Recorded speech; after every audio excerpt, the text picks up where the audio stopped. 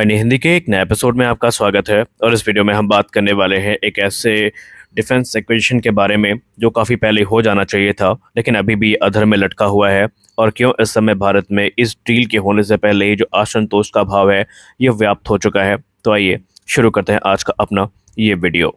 आप सब जानते हैं कि अमेरिका के साथ इस समय 3 बड़े प्रोग्राम हैं जिनको लेकर भारत बातचीत कर रहा है।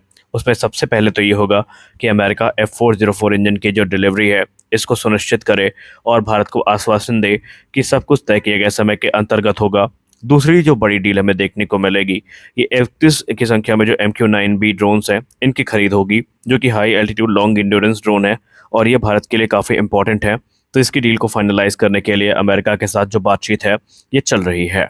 अब हाल ही में एक रिपोर्ट सामने आई थी जहां पर कहा गया था कि MQ-9B ड्रोन डील में कुछ बड़े अमेंडमेंट किए गए हैं, और ये अमेंडमेंट इसमें इंडिजिनस कंटेंट और दूसरी चीज़ों को लेकर किए गए। हालांकि जो भी अमेंडमेंट हुए हैं ये इनिशियल एग्रीमेंट के स्कोप के अंतर्गत ही थे, और इसको अब रक्षा मंत्री राजनाथ सिंह जी के द्वारा मंजूरी मिल चुकी है, या यूँ कह लें डिफेंस एक्विजिशन काउंसिल जिसकी अध्यक्षता रक्षा मंत्री श्री राजनाथ सिंह जी ने करी थी, उन्होंने अमेंडमेंट्स को मंजूरी दे दी है। तो सवाल ये उठता है कि अगर सारी चीज़ें फाइनलाइज हो चुकी हैं तो हमें ये डील देखने को मिल क्यों नहीं रही है। उसके पीछे का एक कारण है, दरअसल इस समय अमेरिका की तरफ से फॉर्मेलिटीज़ को पूरा कर लिया गया है और उन्होंने लेटर ऑफ ऑफर और एक्सेप्टेंस जो है भारत को ऑलरेडी डिलीवर कर दिया है, जिसका मतलब ये है कि सारी औपचारिकताएं पूरी हो चुकी हैं और अब जो ऑफिशियल कॉन्ट्रैक्ट है यही साइन करना बाकी है। लेकिन अब ये माना जा रहा है कि ये जो डील है ये तब फाइनलाइज की जाएगी जब क्वाड लीडर समिट का आयोजन भारत में होगा, जो कि संभावित है कि इसी वर्ष दिसंबर में आयोजित की जाएगी, और उस दौरान अमेरिकी प्रेसिडेंट भारत के दौरे पर होंगे। उनके इस दौरे के दौरान भारत अमेरिका के साथ कई अहम रक्षा या सैन्य संबंध हैं जिनको मजबूत करने का प्रयास करेगा, और इसी दौरान जो MQ-9 ड्रोन डील है और F414 इंजन डील है इसको फाइनलाइज कर लिया जाएगा। प्रपोजल की बात करें तो 31 की संख्या में MQ-9B ड्रोन्स की खरीद की जानी है भारत के द्वारा। इसमें से 15 ड्रोन क्रमशः भारतीय नौसेना को आवंटित किए जाएंगे और 8 ड्रोन क्रमशः भारतीय थल सेना और भारतीय वायुसेना को आवंटित किए जाएंगे, जिनकी एस्टिमेटेड कॉस्ट $3.99 बिलियन की होने वाली है। इस ड्रोन डील के अंतर्गत न सिर्फ भारत को ये एडवांस ड्रोन मिलेंगे जो कि स्ट्राइक कैपेबिलिटी के साथ में होंगे, बल्कि इसके अलावा जो है वो हमें एक और चीज़ देखने को मिलेगी, वो ये है कि इस ड्रोन के साथ बाकायदा एक ग्लोबल MRO फैसिलिटी का एस्टैब्लिशमेंट हमें भारत में देखने को मिलेगा। जी हाँ, general atomic global maintenance, repair और ओवरहॉल की फैसिलिटी भारत में इस्टेब्लिश करेगी, जहाँ पर ऑफसेट एप्लीकेशंस को पूरा करने का प्रयास उनके द्वारा किया जाएगा। अब ये जो एक्विजिशन है ये हमारे लिए 2 मायनों में काफ़ी इंपॉर्टेंट बन जाता है। पहली बात तो ये है कि अब जिस प्रकार के हालात डेवलप हो रहे हैं भारत के लिए एडवांस ड्रोन अब एक ज़रूरत बन चुके हैं, क्योंकि आप सबको पता है कि भारत पहले पाकिस्तान और चाइना की तरफ से ही तनाव को फेस कर रहा था और तब ये ड्रोन हमारे लिए ज़्यादा सेंस बना रहे थे। लेकिन अब बांग्लादेश भी एक नए फ्रंट के तौर पर खुलता जा रहा है और जो रिफ्यूज़ी प्रॉब्लम है अब ये और गहरा सकती है।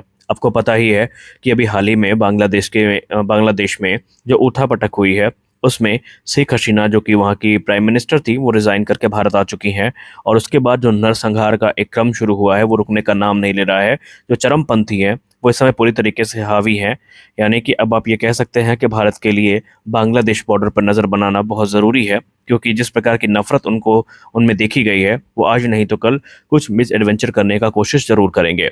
हालांकि पहले भी हमने कहा था आपको डिफेंस न्यूज़ के वीडियो में कि इस समय तपस जैसे जो ड्रोन है ये BSF के लिए काफ़ी इंपॉर्टेंट है, लेकिन जो MQ-9 है इनके आने के बाद सेना लॉन्ग रेंज जो सर्विलेंस है वो कर सकेगी, और इसका एक बढ़िया हमारे पास फ़ायदा ये होगा कि इन ड्रोन्स के साथ न सिर्फ हम सर्विलेंस मिशन को एग्जीक्यूट कर पाएंगे बल्कि जो स्ट्राइक मिशन है वो ईजिली एग्जीक्यूट किए जा सकते हैं। तो ये तो बात हो गई ड्रोन डील की। अब बात करते हैं एक ऐसे विषय पर जिस पे नाराज़गी काफ़ी ज़्यादा है, और अगर ये चीज़ें सामान्य ना हुई तो भारत को इसको खामियाजा भुगतना पड़ सकता है। आप सबको पता है कि जेट इंजन डील हमारे लिए कितनी इंपॉर्टेंट है, लेकिन डील साइन होने से पहले ही हमारे मन में एक भय व्याप्त हो चुका है, और जो अनुभव हमें F404 के साथ मिले हैं देखने को, वहाँ पर अब ये भय इसलिए व्याप्त हुआ है कि कहीं सेम चीज़ हमें F414 के साथ देखने को ना मिले। आप सबको पता है कि F404 इंजन के अभाव में तेजस का प्रोडक्शन बुरी तरीके से प्रभावित हुआ है। वह एयरक्राफ्ट जो हमें अब तक मिल जाना चाहिए था वो नहीं मिला है, और आने वाले भविष्य में जो HAL एम कर रही थी 24 एयरक्राफ्ट प्रति वर्ष की दर तक बनाने का, वो किस हद तक प्रैक्टिकली पॉसिबल होगा इस पर टिप्पणी कर पाना भी अब यहाँ पर थोड़ा मुश्किल लगता है। हालांकि अमेरिका ने आश्वासन तो ज़रूर दिया है कि जो F404 इंजन है ये भारत को डिलीवर कर दिए जाएंगे, सप्लाई चेन रिलेटेड इश्यूज को हम रिजॉल्व कर लेंगे। लेकिन प्रैक्टिकली ये चीज़ें अभी होती नज़र नहीं आ रही हैं, क्योंकि अमेरिका के पास भी जो रॉ मटेरियल्स की सप्लाई है ये बाधित हुई है। क्योंकि आपको पता है कि अमेरिका और दूसरे वेस्टर्न कंट्रीज़ ने रशिया के ऊपर और चाइना के ऊपर सैंक्शन लगा के रखे हैं, और इसके चलते जो रॉ मटेरियल हैं जिनका बड़ा डेवलपमेंट हमें रशिया में देखने को मिलता है, जो रशिया इनका बड़ा उत्पादक है, वो इनको सप्लाई नहीं कर रहा है, और इसकी वजह से पूरी ग्लोबल इंडस्ट्री जो है वो प्रभावित हुई है। अब यहाँ पर दिक्कत ये है कि कुछ लोगों का ये मानना है कि अगर ये समस्या इतनी बाधित है तो हम अपने तेजस में F414 इंजन का इस्तेमाल क्यों नहीं करते, हम अपने तेजस मार्क 1 में M88 का इस्तेमाल क्यों नहीं करते। देखिए, मैंने पहले भी कहा था, मैं आज भी बोल रहा हूँ कि इंजन स्वैपिंग कोई 2 दिन का काम नहीं है। अगर मान लीजिए कल को ये चीज़ें कंसीडर की जाती हैं, हालांकि एचएएल ने स्पष्ट कर दिया है कि इंजन स्वैपिंग हमें तेजस मार्क 1 में देखने को नहीं मिलेगी, जो इंजन स्वैपिंग मिलेगी वो कावेरी इंजन से संबंधित होगी। लेकिन मान लीजिए अगर कोई ऐसी स्थिति आ भी जाती है तो आपको पहले ये जानना होगा कि हमें एयरक्राफ्ट में बहुत सारे परिवर्तन करने पड़ेंगे। सबसे पहले तो एयरक्राफ्ट का जो रियल फ्यूजलाज है इसमें हमें मॉडिफिकेशंस करने पड़ेंगे, इंटरनल फ्यूल सिस्टम चेंज करना पड़ेगा, और भी दूसरी चीज़ें हैं वो करनी पड़ेंगी। और इतना करने से ही इंजन इसमें ऑपरेशनल नहीं हो जाएगा। इसके बाद इंजन टेस्टिंग सिलसिलेवार तरीके से शुरू होगी। अलग अलग वेदर कंडीशन में, अलग अलग क्लाइमेट कंडीशन में उनको टेस्ट किया जाएगा, और उस पे जो रिजल्ट प्राप्त होगा अगर वो वैलिडेट हो जाता है तब जा करके एक नया इंजन यहाँ पर लगेगा। अब आप लोग कहेंगे ये तो आमतौर पर एक ज़रूरी प्रोसेस है, ये तो हर जगह होता है, लेकिन इसमें दिक्कत है समय की। कम से कम एक इंजन स्वैपिंग के काम में हमें 4 वर्षों की डिले फेस करनी पड़ सकती है। ऐसा हम नहीं कह रहे हैं, ऐसा भारतीय वायुसेना के सीनियर अधिकारी और एचएएल के टॉप ऑफिशियल्स का कहना है कि इंजन स्वैपिंग और उसके वैलिडेशन में, टेस्ट में कम से कम 4 वर्ष और लगेंगे, और इतनी डिले अभी इस समय हम अफोर्ड करने की स्थिति में नहीं है। रही बात तेजस मार्क 2 की, तो तेजस मार्क 2 में भी F414 उतना ही इंपॉर्टेंट है जितना तेजस मार्क 1 के लिए जो F404 है।